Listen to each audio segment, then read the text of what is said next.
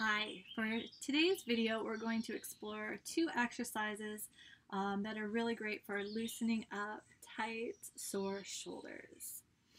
So for these practices, I'm going to remain sitting so you can do the same thing. You can sit on the floor, you can sit on a chair, or you can do this in standing or kneeling. There's really no wrong position to be in. But ideally your torso is in a neutral position. So if you're seated, and your knees are up really high, you can prop yourself up maybe on a cushion or on a block so that the hips are higher than the knees, and that way our spine is a little bit more neutral. It's not rounded, trying to kind of hold you upright. Okay, so coming into a comfortable standing or seated position, and let's start with I'm going to start with my left arm. You can always use your right arm, it doesn't matter. So we're going to take one arm out to the side and keep the elbow straight. And so if you feel some pinching or discomfort in your neck or your shoulder, you can bring your arm down a little bit lower. So just kind of explore to see what height feels comfortable for you to start in. And then from here, we're going to start to take the arm back in little circles. So I want you to think of the movement coming from the upper arm where it comes into the shoulder socket right here. And they're just small movements. And if you notice that your torso is kind of doing some movement, just come back and reset and go a little bit smaller with your movement. So if the torso is moving, that means that there's likely some tension or some limitation that's preventing the arm bone from moving. So we just go a little bit smaller, moving in a range that's available. We're going to do about 10 of these little circles. Just let yourself breathe naturally. And start to feel how your arm is moving in the shoulder socket. And it might start to fatigue. You might start to feel kind of tired through here, and that's okay. This means you're going to get stronger quickly. And then we can pause. And then from here, take your arm back maybe an inch and a half. And notice I'm just doing this slowly. I don't want to hurt myself or crank it back. And then in this new position, we're going to do little circles again. And so the movement might feel a little bit more limited. It might feel a little bit tighter, a little bit more strained. Just be really gentle, breathing with ease. We'll do about 10 more. And if 10 feels like too many, then maybe you do 5, or maybe you do 3. We all have to start with what feels appropriate for us, and then we can build from there. So after you've done about 10, pause. And now without forcing, let that arm kind of float back as far as it will go on its own. So notice that the torso hasn't rotated or turned. My torso is still neutral. We're just moving through the arm. You can take a full breath. And then let the arm come back and release it down. And then just notice how the arm feels. I like to do a little kind of test. If you're in standing or in kneeling, you might see how, I don't know if you can see in my hands, these fingertips are hanging much lower than the right side. And you can kind of just get a sense of how the tissues on that side have released quite a bit. I kind of feel like a general kind of warmth and looseness through my arms and shoulders, so that feels really nice. So let's balance that out, and we'll do the same thing on the other side, so bringing the other arm up to a comfortable height. We'll start taking the arm back in little circles. So one thing to watch out for is if you bend your elbows, sometimes what happens is the movement can come through the lower arm. Keep the elbow straight to ensure that we're moving the upper arm bone in the shoulder socket. And the torso and the opposite arm are nice and quiet, being in a place where you can breathe with ease. And nice small movements, it's appropriate here.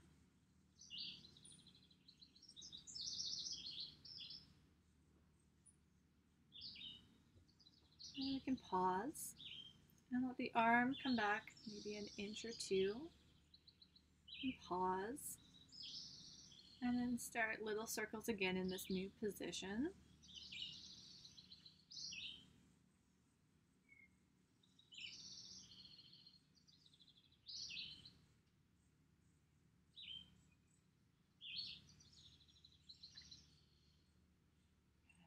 pause again. Float the arm back without forcing. Take a full breath. And then let the arm come back and release it down. And notice how that arm and shoulder feels. And then you can do a little check. Now my arms are hanging a little bit more evenly. Okay. Sometimes I like to follow that up by just sliding the shoulder blades up and down the back a few times. That can feel really nice to connect the shoulder blades after doing arm movement. Okay. And then the second movement that I wanted to share is an eagle arm prep. So in a lot of yoga classes, a pose like this is really common, but it's not really accessible to most people because we are really tight into our shoulders and our rhomboids at the back, and don't have the rotation necessary to connect our arms. So we can improve our mobility, we can improve our stability and our strength for our shoulders with this next practice.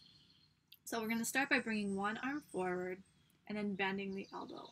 And as we go into the movement, we want to keep the shoulder level so it's not creeping up towards the ears.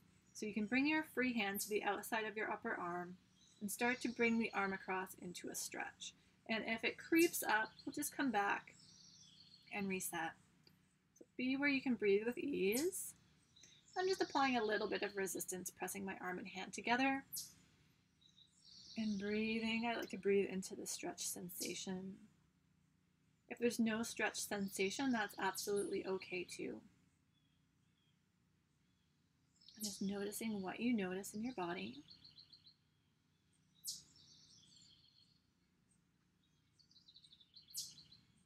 And then what we're going to explore after we've held the stretch for a few breaths is rotating the upper arm so that the fingertips come up towards the ceiling. And so I'm just using my free hand to guide the movement. What you might have noticed is when I stretch, my elbow was kind of in the middle, and as I start to rotate, my arm moves out to the side, just because I need a little bit more space to move. And so you can use your hand to kind of help you feel that movement of the arm bone in the shoulder socket, or you can do it hands-free.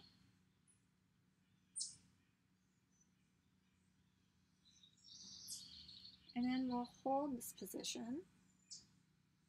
And then again, you can press your upper arm into your hand.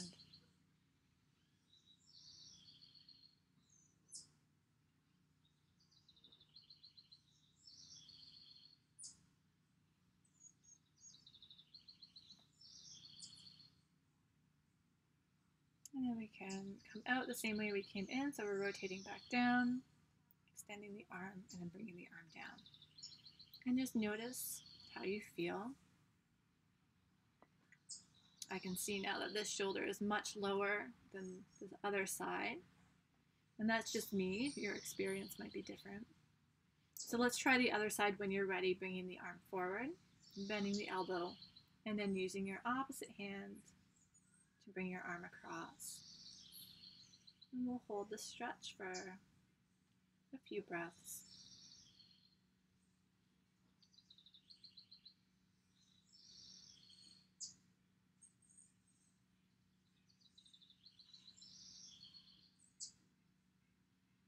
And when you're ready, starting to explore the rotation of that upper arm.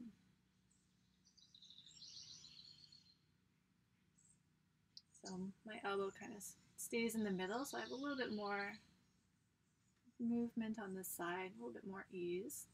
And you might notice your own imbalances side to side, which is normal. And once you feel comfortable with that rotation, then we can hold it. I'm just pressing the upper arm and my hand together a little bit here. Breathing naturally, breathing softly.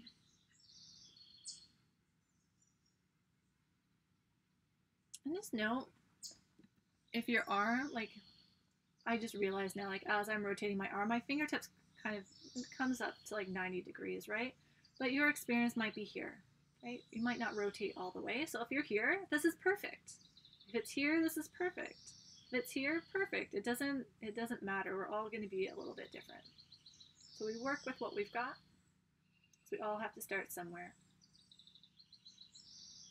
And with practice, we'll start to get more range, if that's what you're looking for. And it's not necessarily about having a perfect range, like just small increments. It's learning how to move the body well, and changing those movement patterns, even just a tiny bit, can have huge implications in terms of how we experience pain, how we develop strength, how we move through life on a day-to-day basis. So movement doesn't have to be perfect to be really effective and life-changing. Okay. And then we can come out the same way we came in. And then just notice how the shoulders feel. And I can kind of see now that my shoulders have leveled out. And if you'd like, exploring the blades up and down a few times. And if you're someone who has eagle in your practice, you can take those movements and you can do it simultaneously.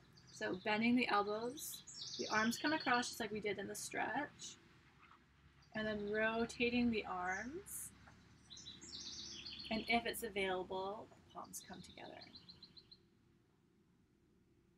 So most of us, or most of you, might not be able to do this, so you would just skip this. And then if you can be here and breathe with ease, and the back hasn't arched, right? It's still neutral spine. I haven't had to arch my back or round my back in order to make my arms do this. You've got the mobility. Then you can start to take the arms up and down. So again, notice how my spine stays neutral. I don't have to arch or round my back. And the movement's coming at the head of the arm bones, where they go into the shoulder socket.